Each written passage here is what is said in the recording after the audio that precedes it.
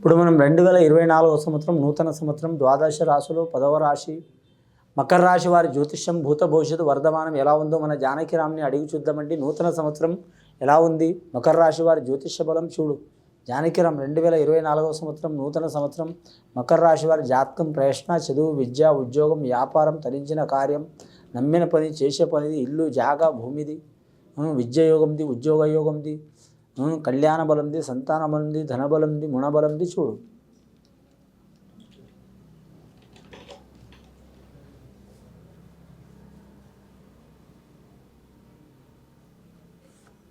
మకర రాశి వారి జాతకంలో చెప్పాలంటే మాత్రం భోళా శంకరుడు వచ్చిండండి, అమ్మవారు పార్వతీ దేవత వచ్చింది, విఘ్నేశ్వరుడు వచ్చిండు, అలాగే మాత్రం కుమారస్వామి వచ్చిండు, కుటుంబ సమేతంగా వచ్చిండ్రు. మకర రాశి వారి జాతకంలో చూడాలంటే ఎల్నాటి శని ప్రభావం నడుస్తుందండి వారి జాతకంలో. చాలా వరకు లాస్ట్ గడియల నడుస్తుంది వారి జాతకంలో. శని అంటే చాలామంది మాత్రం భయపడతారండి. 7 గ్రహాల్లో వీరికి 5 గ్రహాలు అనుకూలంగా ఉన్నాయండి, 4 గ్రహాలు అనుకూలంగా లేవు.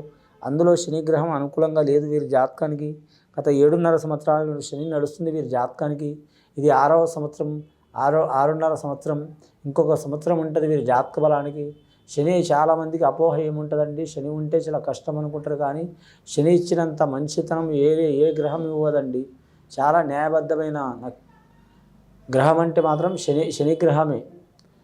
దేవుడికైనా మనుషులకైనా ఎవరికైనా మాత్రం సరిసమాన ఫలం ఇచ్చే గ్రహం మాత్రం శని గ్రహం.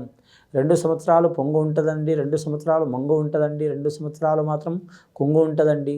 వీరి జాతకంలో మాత్రం గత కొన్ని సంవత్సరాల నుంచి పడుతున్న శని తగ్గిపోవాలంటే వీరు వీలైతే మకర రాశి వారి జాతకానికి మాత్రం శనీశ్వరుని ధ్యానం చేయటం కానీ, పూజ చేయటం కానీ, కవచం చదవటం కానీ చాలా మంచిది.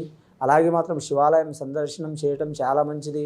కానీ ఆదాయ విషయంలో చూడాలంటే 11 ఆదాయం, 11 ఖర్చు, సాయం చేసేది 4, ఇబ్బంది పెట్టేది 7, స్త్రీలకు ఇబ్బంది ఉంటుంది, ఆరోగ్యంలో భంగం వచ్చే అవకాశం ఉంది, సంతానంలో మాత్రం ఇబ్బందులు వచ్చే అవకాశాలు ఉన్నాయి.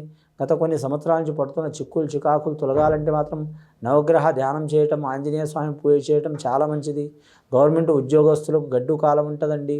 వారు ఏ డిపార్ట్మెంట్ వారైనా సరే, ఐఏఎస్ ఐపీఎస్ రంగం వారైనా సరే, మున్సిపల్ రంగం వారైనా సరే, అలాగే రోడ్ల భవనాల శాఖ వారైనా సరే, అలాగే విద్యుత్ శాఖ వారైనా సరే, నీటి పారుదల వారి శాఖ అయినా సరే, డ్రైవింగ్ పరంగా ఉద్యోగం చేసేవారు, ఆర్టీసీ రంగం వారు, రైల్వే డిపార్ట్మెంట్ వారు కూడా మాత్రం ఇబ్బందులు వచ్చే అవకాశాలు ఉంటాయండి. చాలా జాగ్రత్తగా ఉండాలి.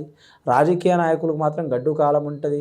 ఆకస్మికంగా వారి పదవి మాత్రం సమాప్తమయ్యే అవకాశం ఉంది. రాజకీయ సన్యాసం తీసుకునే అవకాశం ఉన్నది. ముఖ్యంగా వీరి జాతకంలో వివాహ విషయంలో కలిసి వస్తుందండి. శుభకార్యం చేయటం కానీ, ఇల్లు కట్టడం కానీ, కొనటం కానీ కలిసి వచ్చే అవకాశం ఉంటుంది. రవి మహర్దశ కానీ వెంకటేశ్వర స్వామి పుట్టిన నక్షత్రం శ్రావణ నక్షత్రం ఉన్న వారికి జయం ఉంటుందండి వీరి పేరు మీద. ఉత్తరాషాఢ నక్షత్రం వారికి మాత్రం కొన్ని ఇబ్బందులు వస్తాయి. ధనిష్ట నక్షత్రంలో పుట్టిన వారు మాత్రం సుబ్రహ్మణ్యేశ్వర స్వామి ఆరాధన చేయటం చాలా మంచిది. ధనిష్ట నక్షత్రం వారు మంగళవారం అనుకూలం ఉంటుందండి. మంగళవారం రోజు వారు మాత్రం ఖచ్చితంగా మాత్రం నియమం పాటించాలి. అలాగే శ్రావణ నక్షత్రం వారి జ్యోతిష్యంలో చంద్రమహారదశ కాబట్టి వెంకటేశ్వర స్వామి పుట్టిన నక్షత్రం కాబట్టి శనివారం సోమవారం మాత్రం వాళ్ళు నియమం ఉండాలి, చాలా మంచిది. ఉత్తరాషాఢ నక్షత్రం వారు ఆదివారం నియమం ఉండాలి, చాలా మంచిది. ఉదయం లేవంగానే ఉదయభాస్కరం, మధ్యాహ్నం మహేశ్వరం, సాయంత్రం పరబ్రహ్మ స్వరూపం అని కరెక్ట్ వీరు మాత్రం ఆ ఆదిత్య హృదయం పారాయణ చేయటం, సూర్య భగవంతుడిని ఆరాధన చేయటం చాలా మంచిది. ముఖ్యంగా వీరి జాతకంలో కళాకారులకైతే కలిసి వచ్చే అవకాశం ఉన్నదండి. వేరే దేశం, వేరే రాష్ట్రం, వేరే ప్రాంతం వెళ్ళాలనుకునే వారికి తప్పకుండా మంచి ఫలితాలు కలుగుతాయి. గత కొన్ని సంవత్సరాల నుంచి కోర్టు కేసులు కానీ, చిక్కులు కానీ, చికాకులు కానీ, కుటుంబ తగాదాలు కానీ, భార్య భర్తలతో గొడవలు ఉన్నవారు, దూరమైన వారు రాజీ చేసుకోవడం చాలా మంచిది. అలాగే భూమి గురించి కానీ, స్థలం గురించి కానీ, బహుళ అంతస్తుల గురించి కానీ, పొలం గురించి కానీ, పెద్ద పెద్ద వెంచర్ల గురించి కానీ ఏమన్నా మాత్రం పోలీస్ స్టేషన్, కోర్టు కేసులు, మండి బకాయిలు ఉంటే వారు రాజీ చేసుకోవడం చాలా వరకు శుభ ఫలితం కలిసి వచ్చే అవకాశం ఉంది వీరి పేరు మీద. విద్యార్థులకు కూడా మాత్రం చాలా వరకు శుభ ఫలితాలు కలిసి వస్తాయండి. వచ్చిన శంకరుడు, పార్వతి, వినాయకుడు, కుమారస్వామి 4 కలిసి వచ్చిండ్రు.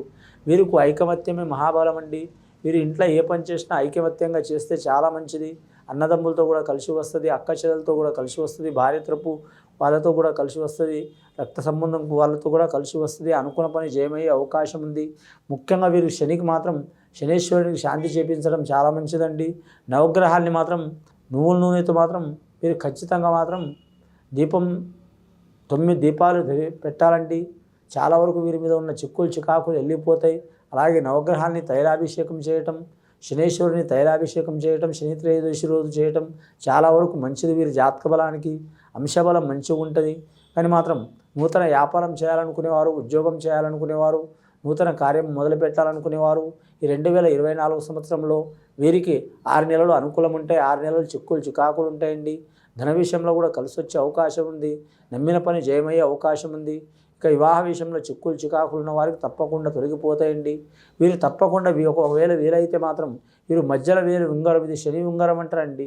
ఇది కానీ మాత్రం శని ఉంగరం అంటారు. ఈ శని మధ్య ఉంగరానికి మాత్రం వీరికి లోహం అంటే ఇనుముకు సంబంధించింది ఉంగరం ధరించడం చాలా మంచిది. వారి మీద ఉన్న చిక్కులు చికాకులు తొలగిపోయే అవకాశాలు ఉన్నాయి. ఇది విని చూసి ఆచరించే వారికి, మకర రాశి వారికి సకల శుభాలు కలుగుతాయండి. శుభం భూయత్.